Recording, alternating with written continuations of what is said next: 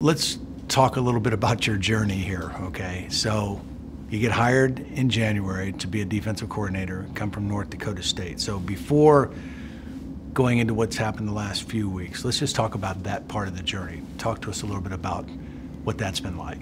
Yeah, you know, it was one of those things. Our time at North Dakota State was incredible, working for Matt Entz, winning a lot of games in a community that we loved as a family.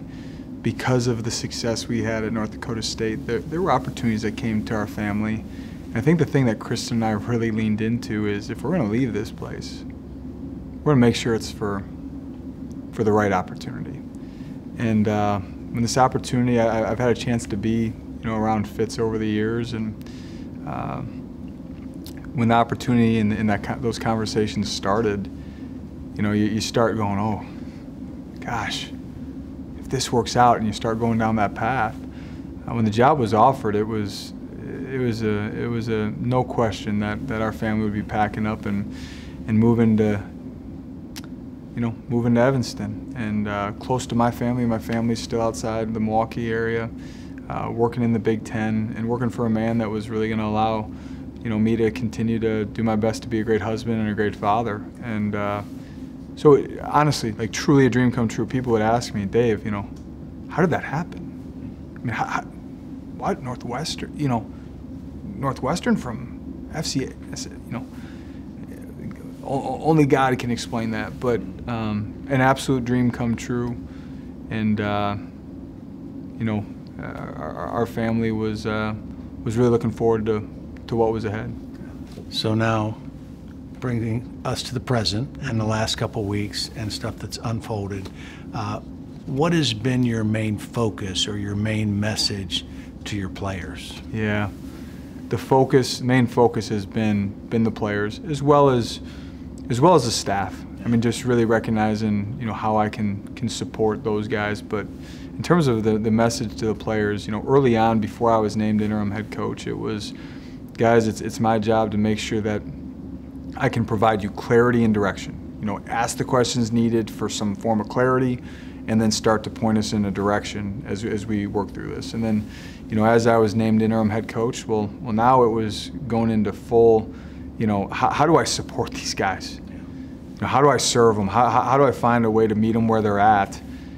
Navigate that over the course of the first couple of days, and now it's time to, again, coming back to direction, we got to give our entire operation direction of how we're moving forward and how we're going to go attack fall camp. Which, juggling all that has been quite the endeavor, but one that there's the right people around me to get that done. I was listening to you earlier at the podium, and talked about that balance, and it does seem like an incredible balance between, okay, I want to support, I want to be there to talk, I want to give our guys a chance to feel good, yeah. But then at another point, hey, the season's right around the corner. So at some point we have to change gears and say, okay, now we got to get ready to try to win football Absolutely. games. So how do you balance that?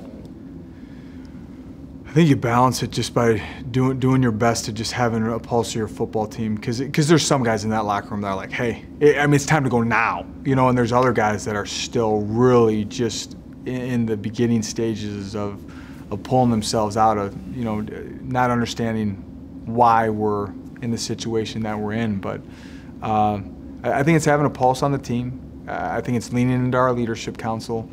And then, I think it's, using an opportunity in fall camp to make sure that it's a very clear line. It's time to go, guys. We're all here to compete. And the one thing that I can say with absolute confidence is I think I've been gifted with the ability to connect with people, lead and inspire people.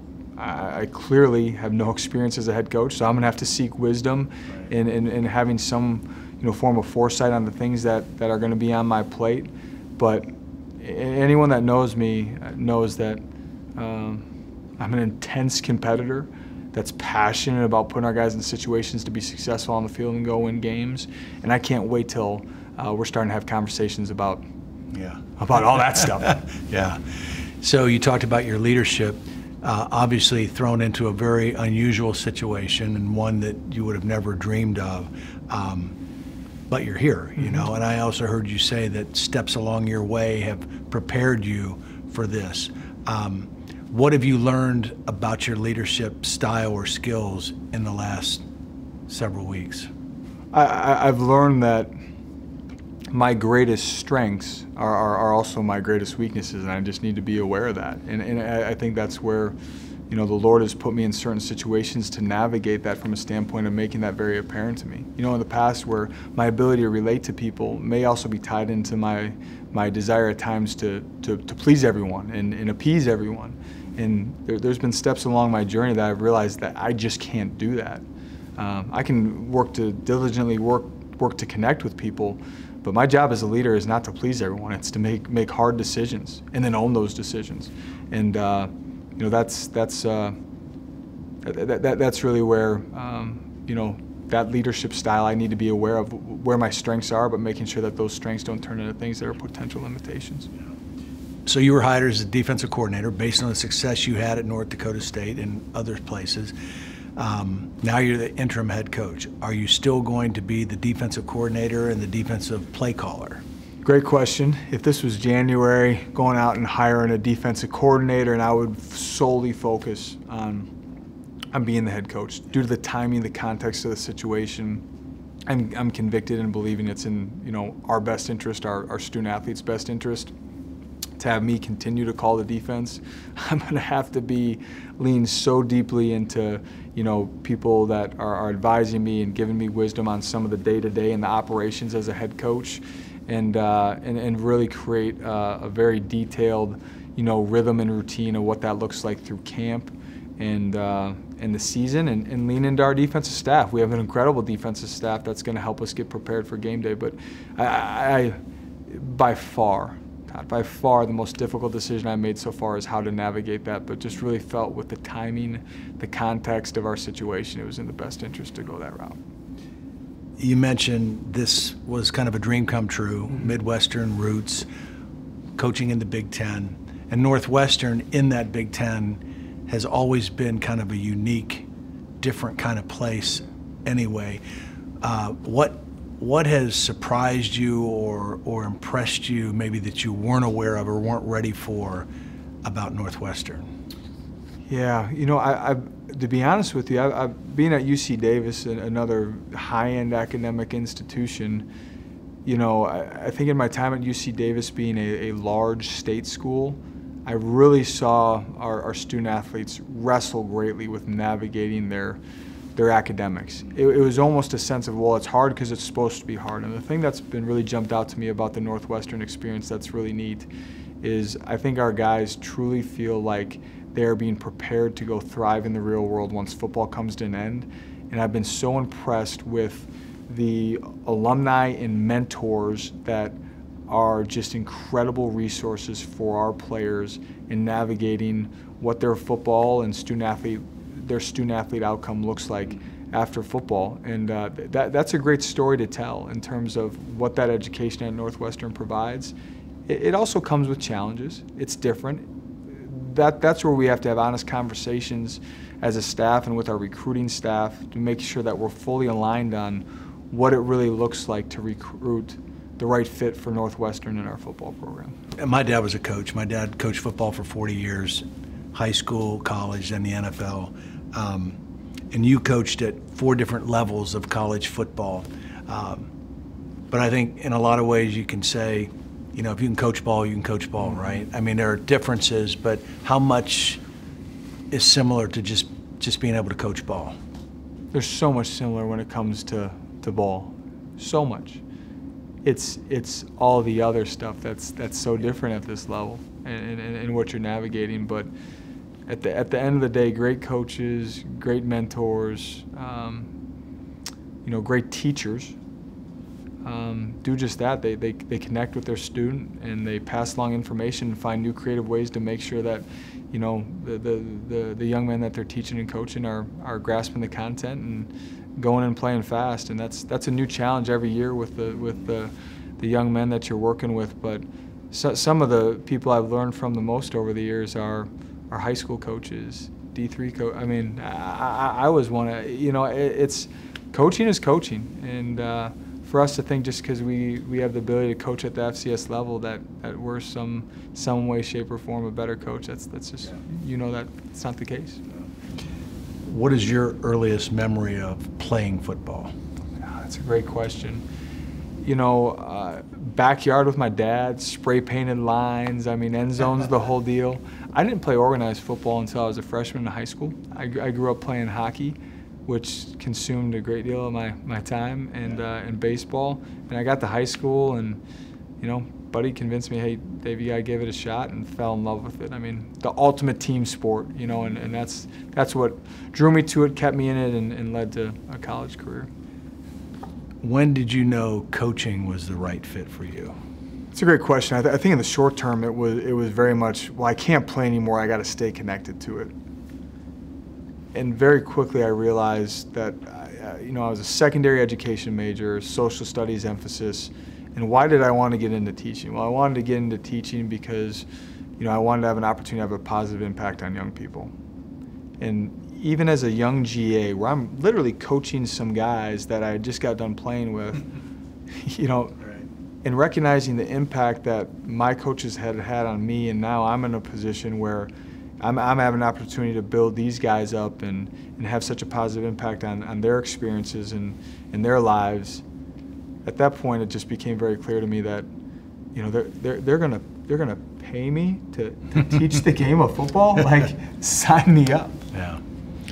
Did you have a favorite athlete or a favorite football player when you were growing up? Michael Jordan, being in the Chicagoland area during their runs, a unique story. Their 70th win.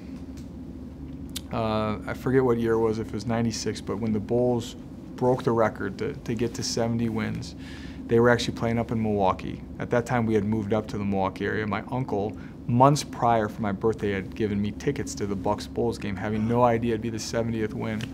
But yeah, growing up, Michael Jordan was someone I followed really closely.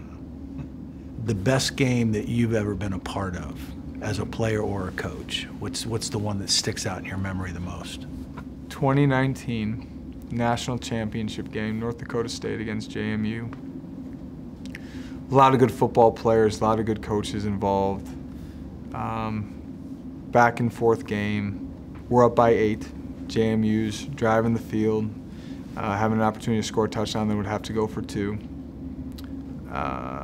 Believe it got to something like 3rd and goal from the 3-yard line. Enough time to run a play, call a timeout. Just a lot of situational things going on. But James Hendricks, our free safety at North Dakota State, ended up